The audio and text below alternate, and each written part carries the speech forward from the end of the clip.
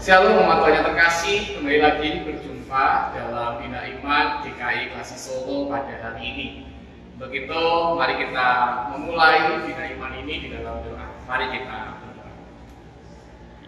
Bapak yang makasih, kami bersyukur untuk cinta dan kasih-Mu yang terus Engkau anugerahkan di dalam hidup kami. Kami boleh bangun, kami boleh beraktivitas, itu semua karena anugerah dan cinta kasih yang dari Tuhan. Jikalau kami akan memulai seluruh hari kami pada saat ini dengan mendasarinya pada firman Tuhan, kiranya Roh Kudus-Mu menolong setiap kami, untuk kami boleh menemukan apa pesan firman Tuhan yang Tuhan sampaikan kepada setiap kami, agar sepanjang hari ini ya Tuhan, kami boleh melakukan tugas panggilan kami sebagai garam dan terang dunia. Terima kasih ya Bapa, di dalam Kristus kami berdoa. Amin. Bapak Ibu Saudara yang terkasih, bacaan kita diambil dari Injil Yohanes pasal 8 ayat 2 sampai 11. Pagi-pagi benar ia berada lagi di bait Allah dan seluruh rakyat datang kepadanya. Ia duduk dan mengajar mereka. Lalu ahli-ahli Taurat dan orang-orang Farisi membawa kepadanya seorang perempuan yang kedapatan berzina.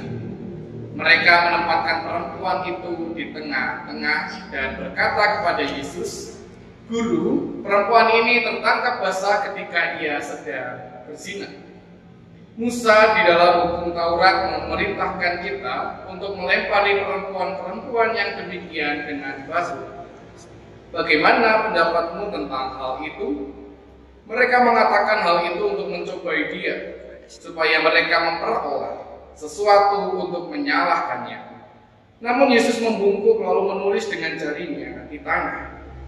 Ketika mereka terus-menerus bertanya kepadanya, ia pun bangkit berdiri lalu berkata kepada mereka, "Siapa di antara kamu tidak berdosa, hendaklah ia yang pertama melemparkan batu kepada perempuan itu." Lalu ia membungkuk lagi dan menulis di tanah. Namun setelah mereka mendengar perkataan itu, pergilah mereka seorang demi seorang mulai dari yang tertua. Akhirnya tinggallah Yesus seorang diri dengan perempuan itu yang tetap di tempatnya. Lalu Yesus bangkit berdiri dan berkata kepadanya, "Ibu, di manakah mereka? Tidak adakah seorang pun yang menghukum engkau?" Jawabnya, "Tidak ada, Tuhan." Lalu kata Yesus, "Aku pun tidak menghukum engkau. Pergilah dan mulai sekarang jangan berbuat dosa lagi." Demikian firman Tuhan. Bapak Ibu, ketika membaca kisah ini, maka terdapat hal yang sangat menarik yang dilakukan oleh Yesus, yakni tindakan Yesus menulis di tanah. Banyak penafsir berupaya untuk menafsirkan apa yang sedang dilakukan oleh Yesus dan bahkan mungkin apa yang ditulis oleh Yesus di tanah itu. Namun sebelum sampai di situ, saya mengajak kita untuk memahami situasi yang terjadi pada konteks bacaan kita, di mana pada saat itu Yesus sedang berada di bait Allah dan ia sedang mengajar banyak orang seperti yang biasa ia lakukan. Lalu datanglah ahli-ahli Taurat dan orang-orang Farisi yang membawa seorang perempuan yang ketahuan atau tertangkap basah sedang berzina. Lalu mereka bertanya kepada Yesus di ayatnya yang keempat, "Guru, perempuan ini tertangkap basah ketika sedang berzina. Musa dalam hukum Taurat memerintahkan kita untuk melemparinya dengan batu. Bagaimana pendapatmu tentang hal itu?" Bapak Ibu Saudara, pertanyaan yang dilontarkan oleh orang banyak kepada Yesus merupakan sebuah pertanyaan jebakan. Mengapa? Hal ini ditunjukkan di ayatnya yang ke-6. Dikatakan di sana mereka mengatakan hal itu untuk mencobai dia, supaya mereka memperoleh sesuatu untuk menyalahkannya. Bapak Ibu Saudara yang terkasih di dalam Tuhan Yesus Kristus, pada saat itu Yesus diperhadapkan dengan dilema yang besar. Yang pertama, Yesus diperhadapkan dengan hukum Musa yang dikatakan di dalam Imamat 20 ayat 10 dan Ulangan 22 ayat 22 sampai 24, yakni bagi yang ketahuan berzina akan dilempari batu sampai mati. Yang kedua, Yesus diperhadapkan dengan hukum Romawi yang tidak mengizinkan orang Yahudi menjalankan hukuman mati. Ingat kisah Yesus yang hendak disalib. dan diserahkan kepada kekaisaran Roma.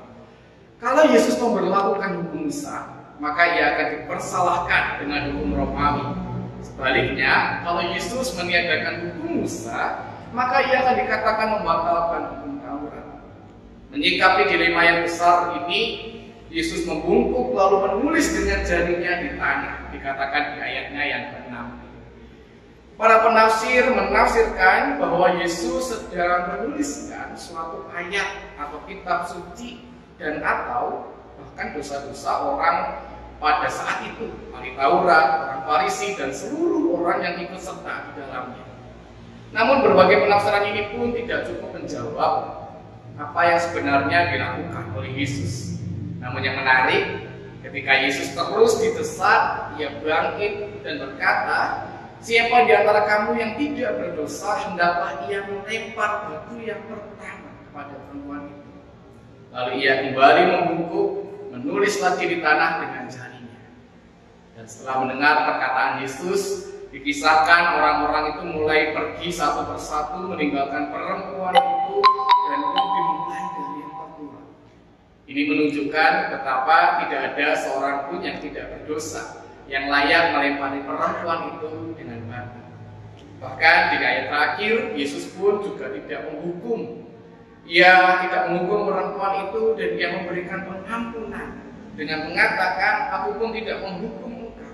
Pergilah dan mulai sekarang jangan berbuat dosa lagi."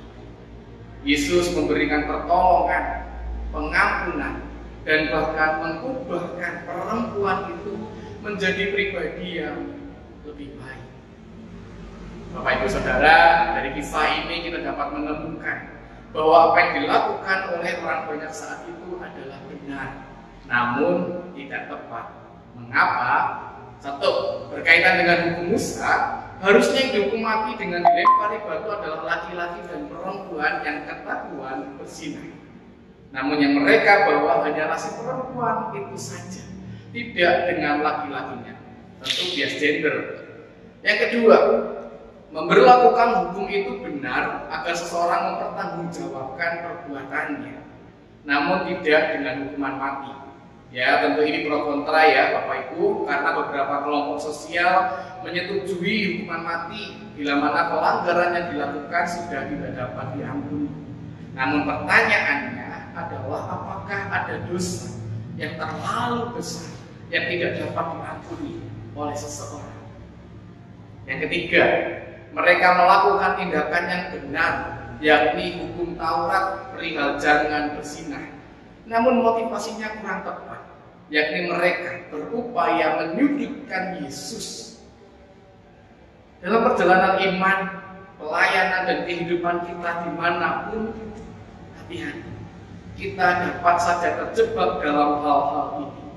Misalnya saja kita ingin anak-anak kita melakukan apa yang benar, namun kita tidak mengajarkannya dengan cara yang tepat.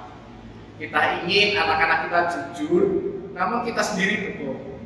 Kita ingin anak-anak kita melayani, namun kita sendiri tidak melayani. Contoh lain, ketika kita melayani Tuhan setiap minggu, tidak pernah absen, namun pelayanan kita lakukan agar dilihat orang. Ada kepentingan pribadi yang lain dalam pelayanan kita. Contoh lain, dalam kehidupan masyarakat yang main hakim sendiri atau menegur orang yang salah dengan menyatakannya di depan banyak orang, atau ingin anak-anak kita memiliki masa depan yang baik dengan memaksa mereka mengikuti segala hal yang kita inginkan bagi mereka. Akibatnya, anak tidak pernah mau untuk mengungkapkan apa yang mereka inginkan kepada orang tuanya. Mereka memendam sendiri perasaan mereka dan lain sebagainya. Oleh karena itu, Bapak Ibu Saudara yang terkasih dalam Tuhan, mari belajar dari Yesus yang menunjukkan sikap yang benar, sikap yang benar dan tepat, yakni menegakkan hukum dengan cara memberi pengampunan dan menyadarkan orang banyak bahwa tidak ada satupun dari mereka yang tidak berdosa. Caranya bagaimana dalam kehidupan kita agar kita dapat bertindak dengan benar dan tepat, meneladan dari Yesus, kita harus membungkuk dan menulis di tanah. Apa artinya? Terlepas dari apa yang memotivasi Yesus melakukan hal ini, terlepas dari apa yang Yesus tuliskan di tanah, bagi saya, Yesus sedang memberi ruang seluas-luasnya untuk memohon hikmat kepada Bapa, untuk menunjukkan apa yang benar dan tepat yang harus ia lakukan agar ia tidak terjebak pada jebakan yang telah dibuat oleh orang-orang Farisi dan ahli-ahli Taurat. Demikian pun kita di dalam kehidupan kita perlu untuk lebih dulu memberi ruang seluas-luasnya untuk memohon pertolongan Allah di dalam kita mengambil sebuah keputusan dalam hidup kita, agar supaya motivasi kita dan cara kita mewujudkan motivasi itu sungguh sudah benar dan tepat. Benar dan tepat bukan hanya menurut pandangan kita sendiri, melainkan lebih daripada itu adalah benar menurut firman Tuhan. Singkatnya adalah kita perlu merendahkan hati kita seraya memohon hikmat yang dari Tuhan, agar supaya Roh Kudus menerangi hati dan pikiran kita sehingga kita mampu memikirkan, mengucapkan, dan melakukan apa yang benar dan tepat di mata Tuhan. Napoleon Hill, seorang penulis berkebangsaan Amerika, mengatakan, berpikir 2 kali sebelum Anda berbicara, karena kata-kata Anda dan pengaruh Anda akan menanamkan benih baik keberhasilan atau kegagalan dalam pikiran orang lain. Selamat membungkuk dan menulis di tanah, selamat berpikir sebelum berucap dan bertindak. Roh Kudus menolong dan memampukan setiap kita. Amin.